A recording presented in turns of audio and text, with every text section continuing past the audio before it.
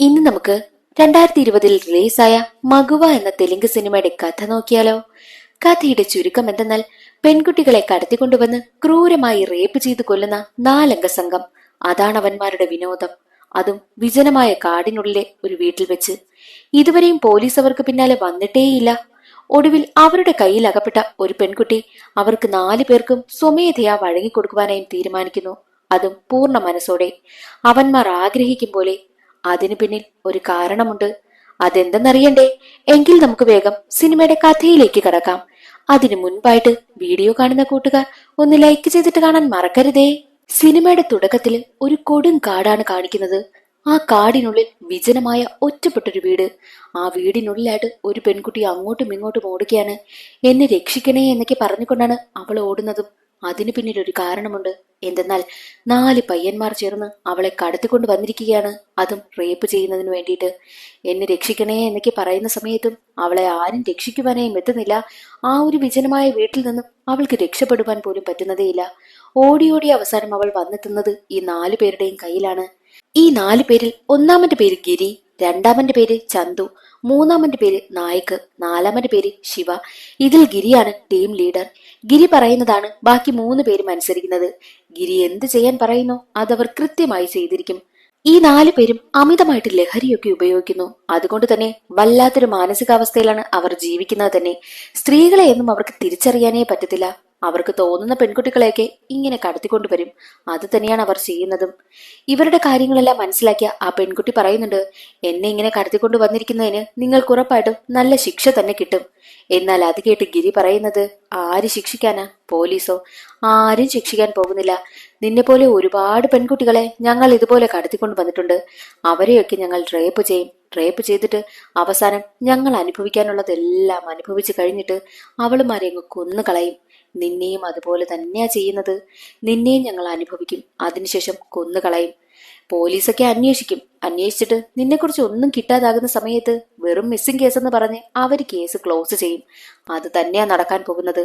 അല്ലാതെ ഇതൊന്നും സംഭവിക്കില്ല എന്നും 4 പേരും ആ പെൺകുട്ടിയോട് പറയുന്നു.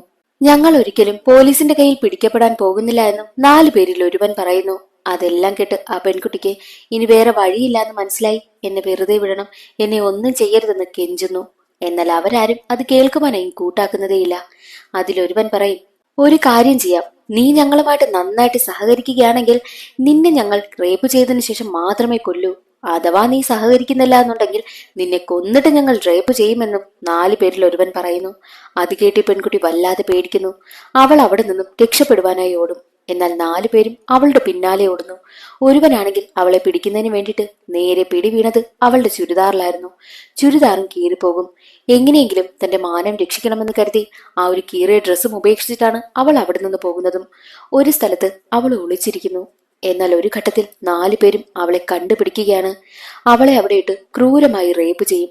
റേപ്പ് ചെയ്യുന്നത് മാത്രമല്ല, അവളെ റേപ്പ് ചെയ്യുന്ന വീഡിയോ ഒക്കെ അവർ എടുത്തു വെക്കുകയും ചെയ്യുന്നു.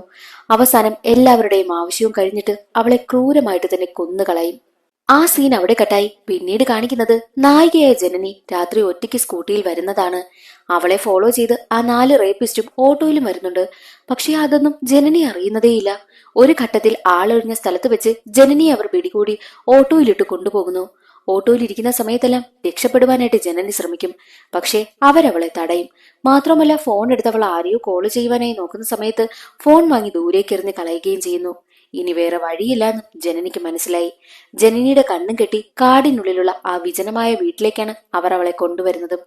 അവിടെ കൊണ്ടുവന്ന് അവളെ അവിടെ ഇരുത്തിയിട്ട് 4 പേരും മദ്യപിക്കുവാനൊക്കെ ആരംഭിക്കുന്നു. മദ്യപിച്ച് ഏകദേശം ഫോമായി വരുന്ന സമയത്ത് നമുക്ക് ആരംഭിക്കാമെന്നും 4 പേരും പറയും. അതേസമയം എങ്ങനെ ഇവിടെ നിന്ന് രക്ഷപ്പെടുമെന്നൊക്കെ ജനനി ചിന്തിച്ചുകൊണ്ടേയിരിക്കും. അതെല്ലാം കേട്ടുകൊണ്ടുവന്ന ജനനി അവരോട് ചോദിക്കും, വെയിറ്റ്, നിങ്ങൾ എന്നെ റേപ്പ് ചെയ്യാനല്ലേ പോകുന്നത്? അതിനവർ അതേ എന്ന് പറയുന്നു. റേപ്പ് ചെയ്തു കഴിഞ്ഞാൽ നിങ്ങൾക്ക് എന്ത് സുഖമാ കിട്ടുന്നത്? പക്ഷേ ഞാൻ നിങ്ങളുമായിട്ട് കോപ്പറേറ്റ് ചെയ്തു കഴിഞ്ഞാൽ നിങ്ങൾക്ക് സുഖം കിട്ടും. നിങ്ങൾക്ക് സ്വർഗം കാണാം. എന്തായാലും നീ ഒന്നും സ്വർഗത്തിലൊന്നും പോകാൻ പോകുന്നില്ല. പെൺകുട്ടികളെയൊക്കെ കടത്തിക്കൊണ്ടുവന്ന് ക്രൂരമായിട്ടല്ലേ നീയൊക്കെ പീഡിപ്പിക്കുന്നത്. അപ്പോൾ നീയൊന്നും ഉറപ്പായിട്ടും സ്വർഗം കാണാനൊന്നും പോകുന്നില്ല. പക്ഷേ ഈ ഒരു കാര്യത്തിൽ ഞാൻ നിങ്ങളുമായിട്ട് സഹകരിച്ചു കഴിഞ്ഞാൽ നിങ്ങൾക്ക് സ്വർഗം കാണാം. ഒരു കാര്യം ഞാൻ പറയുന്നത് ചെയ്താൽ നിങ്ങൾ പറയുന്നത് ഞാൻ അനുസരിക്കാമെന്നും അവൾ പറയുന്നു. എന്താണ് നിന്റെ ആവശ്യമെന്ന് അവർ ചോദിക്കുന്ന സമയത്ത് അവൾ പറയുന്നത്, ഒരു കാര്യം ചെയ്, നിങ്ങൾ എനിക്ക് വേണ്ടിയിട്ട് ഡ്രഗ്സ് ഒക്കെ വാങ്ങിക്കൊണ്ടു വാ. ഞാൻ അതെല്ലാം യൂസ് ചെയ്തിട്ട് നിങ്ങളോടൊപ്പം കിടക്കുവാനായിട്ട് വരാം. പക്ഷെ 4 പേരും ഒരുമിച്ചൊന്നും എനിക്ക് പറ്റത്തില്ല. ഓരോരുത്തരായിട്ട് വരണം. 4 പേരും ഒരുമിച്ച് വന്നാൽ എന്റെ ശരീരത്തിന് അത് താങ്ങാനൊന്നും പറ്റത്തില്ല. 4 പേരും ഒരുമിച്ച് വരാതെ ഓരോരുത്തരായി ഓരോ സമയത്ത് എന്റെ അടുത്തേക്ക് വരണം. അങ്ങനെയാണെങ്കിൽ ഞാൻ നിങ്ങളുമായിട്ട് സഹകരിക്കാം. നിങ്ങൾക്ക് ഞാൻ സ്വർഗം കാണിക്കാം. പക്ഷെ ഒരു കാര്യം മാത്രം, അതൊന്നും വീഡിയോ ഷൂട്ട് ചെയ്ത് വെക്കാനൊന്നും പറ്റത്തില്ല. നിങ്ങളുമായിട്ടുള്ള ഈ കാര്യങ്ങളെല്ലാം കഴിഞ്ഞു കഴിഞ്ഞാൽ എന്നെ സിറ്റിയിൽ കൊണ്ടുവന്ന് വിടണം. പിന്നെ നിങ്ങളുമായിട്ട് എനിക്ക് യാതൊരുവിധ കോണ്ടാക്റ്റുമില്ല. ഞാൻ ഈ ഒരു കാര്യമൊന്നും പോലീസിനെ അറിയിക്കുവാനും പോകുന്നില്ല എന്നുള്ള കാര്യം ജനനി പറയുന്നു. ജനനി പറയുന്നത് കേട്ട് അവളേതോ മോശപ്പെട്ട പെൺകുട്ടിയാണ് എന്നുള്ള രീതിയിലാണ് അവന്മാർ ചിന്തിക്കുന്നതും. അങ്ങനെ ജനനി പറഞ്ഞതനുസരിച്ച് ലഹരി പദാർത്ഥങ്ങളൊക്കെ വാങ്ങുന്നതിന് വേണ്ടിയിട്ട് അവർ പുറത്തേക്ക് പോകുന്നു. 2 പേരെ കാവലിരുത്തിയിട്ടാണ് പോകുന്നതും. അതിലൊരുവനാണെങ്കിൽ തനിക്ക് വാഷ്റൂമിൽ പോകണമെന്ന് പറഞ്ഞ് പുറത്തേക്ക് പോകുന്നു. അതിലൊരുത്തനായിട്ടുള്ള ചന്തു ആണെങ്കിൽ അവിടെ ഇരുന്ന് ബ്ലൂ ഫിലിം ഒക്കെ കാണുകയാണ്, അതും ജനനിയുടെ മുന്നിൽ വെച്ച്. ജനനിക്ക് അത് കാണുമ്പോൾ വല്ലാതെ ദേഷ്യം വരുന്നു. ജനനി ചിന്തിക്കും, എങ്ങനെ ഇവിടെ നിന്ന് രക്ഷപ്പെടും?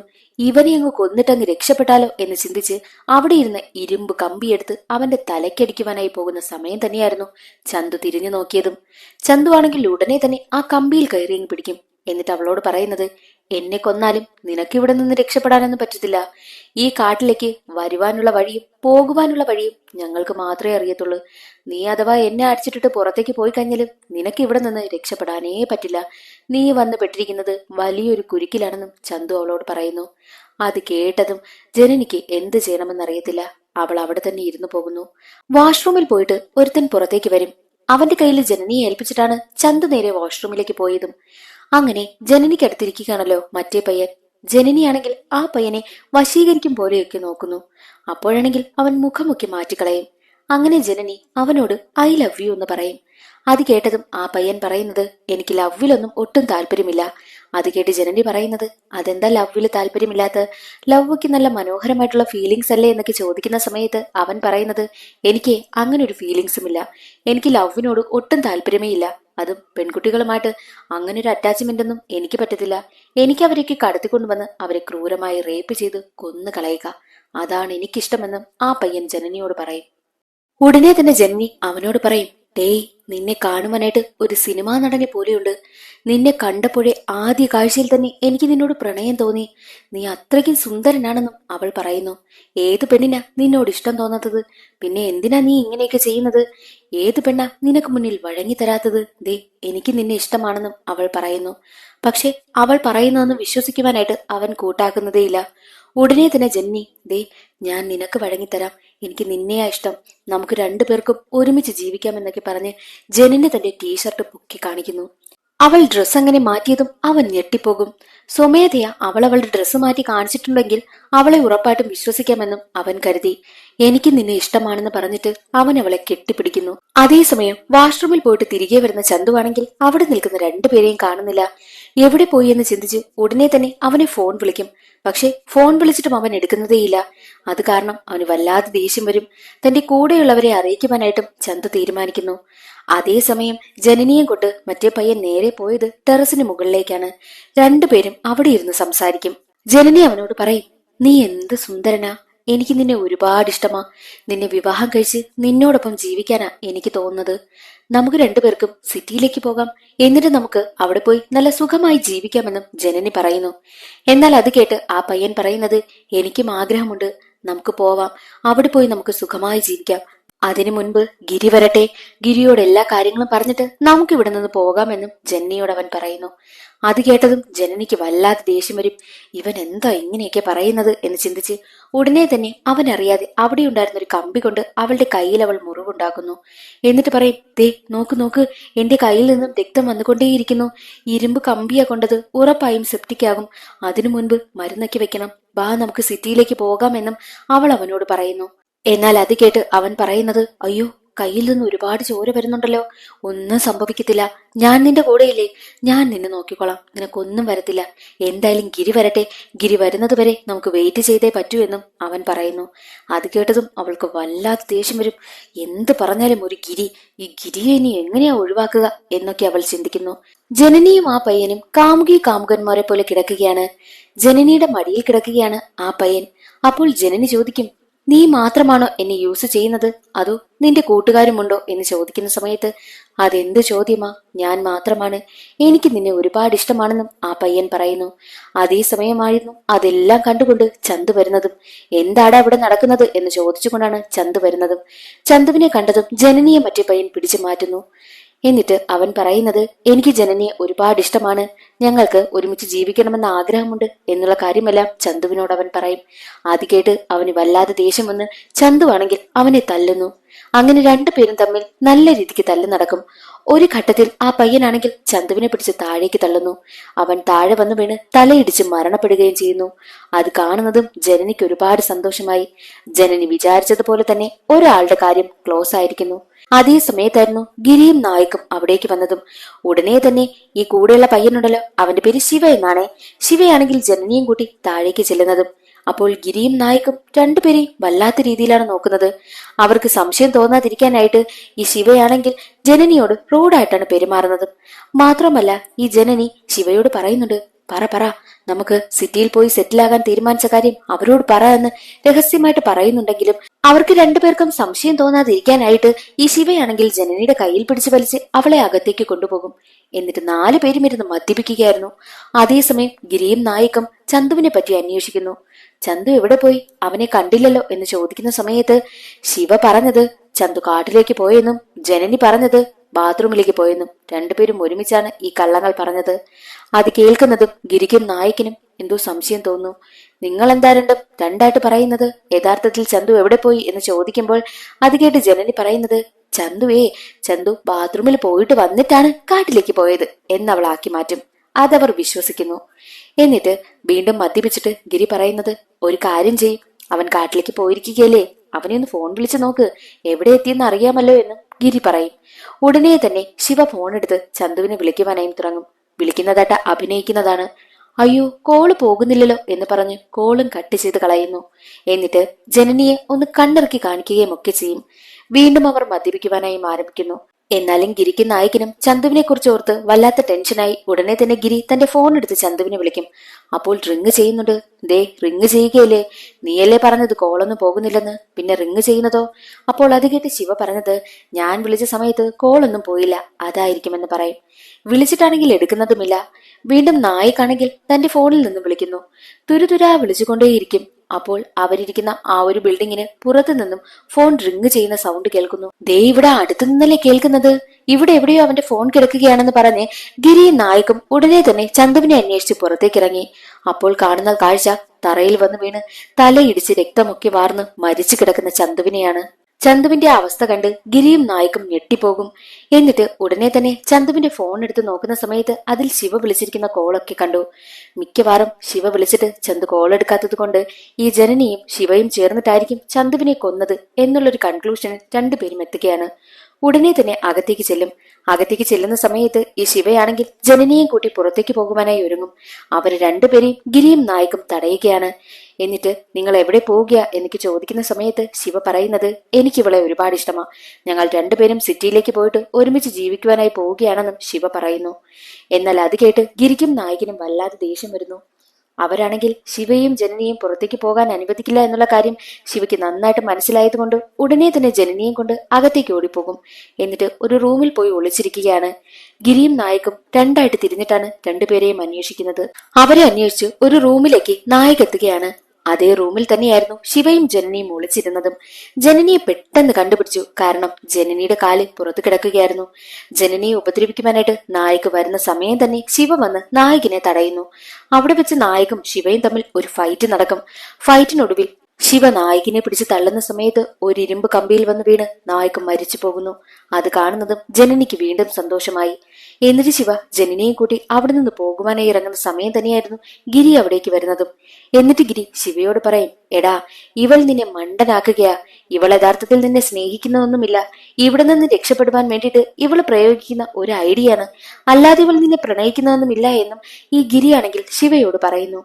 എന്നാൽ ശിവയാണെങ്കിൽ ഉടനെ തന്നെ ജനനിയെ നോക്കും. അപ്പോൾ ജനനി പറയുന്നത്, അതൊന്നും സത്യമല്ല, ഞാൻ നിന്നെ യഥാർത്ഥത്തിൽ പ്രണയിക്കുക, നമുക്ക് രണ്ടുപേർക്കും സിറ്റിയിൽ പോയി ഒരുമിച്ച് ജീവിക്കാമെന്നും ജനനി പറയുന്നു. എന്നാൽ അത് കേട്ട് ഗിരി പറയുന്നത്, നീ അവള് പറയുന്നതൊന്നും വിശ്വസിക്കരുത്, നിന്നെ വെച്ച് എല്ലാവരെയും കൊല്ലാനാ അവൾ പ്ലാൻ ചെയ്തിരിക്കുന്നത്, നീ ഒന്ന് ചിന്തിച്ചു നോക്കേ, ബാക്കി രണ്ടുപേരും മരിച്ചത് നീ കാരണമല്ലേ എന്നും ഗിരി പറയും. എന്നിട്ട് ഗിരി ഒരു കാര്യം കൂടി പറയുന്നു, എടാ നീ വിശ്വസിക്കരുത്, ഇവൾ നിന്നെ യഥാർത്ഥത്തിലൊന്നും പ്രണയിക്കുകയല്ല എന്നുള്ള കാര്യം കൂടി ഗിരി പറയും. അത് കേട്ട് ജനനി ശിവയോട് പറയും, ശിവ, നിന്നെ ഞാൻ ഒരുപാട് സ്നേഹിക്കുക, എനിക്ക് നിന്നെയാണ് ഒരുപാട് ഇഷ്ടം എന്നുള്ള കാര്യം ജനനി പറയുന്നു. അതെല്ലാം കേട്ടുകൊണ്ട് ശിവയാണെങ്കിൽ ഒരു കാര്യം ഗിരിയോട് പറയും, ഗിരി, എങ്കിലൊരു കാര്യം ചെയ്യാം, നമുക്ക് രണ്ടുപേർക്കും കൂടി ഇവളെ അങ്ങ് പ്രേമിച്ചാലോ എന്ന് പറയുന്നു.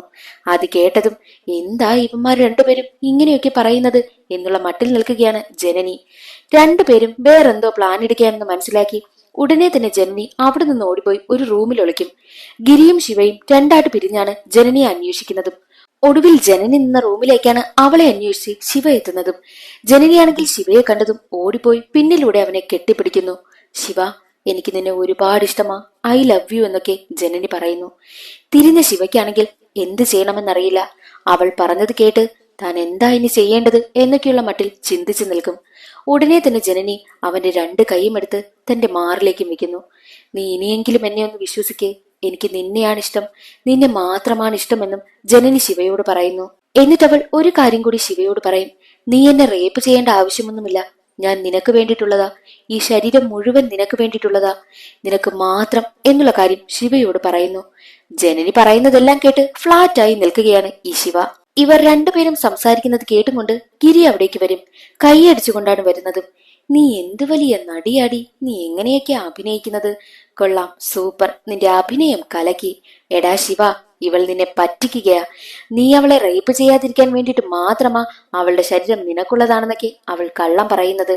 അവൾ ഒരിക്കലും നിന്നെ തൊടാൻ പോലും സമ്മതിക്കത്തില്ല, നിന്നെ അവൾ സ്നേഹിക്കത്തുമില്ല എന്നുള്ള കാര്യം ഈ ഗിരി പറയുന്നു.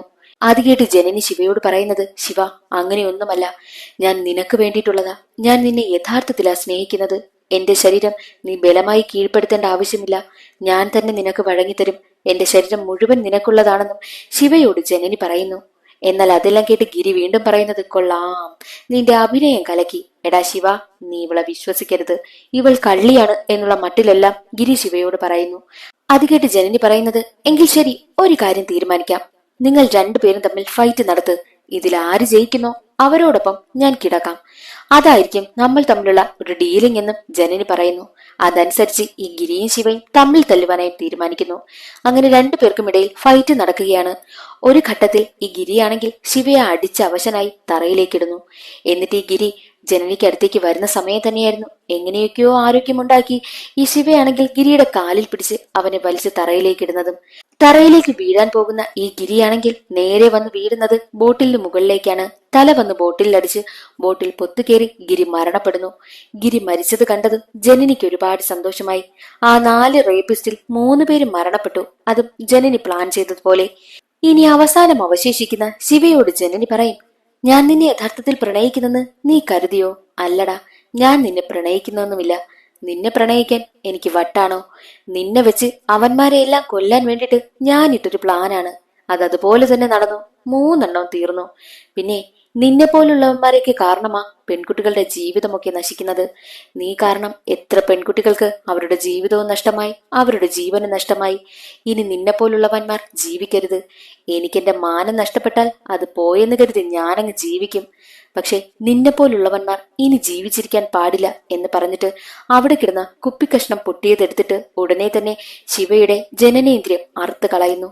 അവനെ വേദന അറിയിച്ച് തന്നെയാണ് അവൾ അങ്ങനെ ചെയ്യുന്നതും.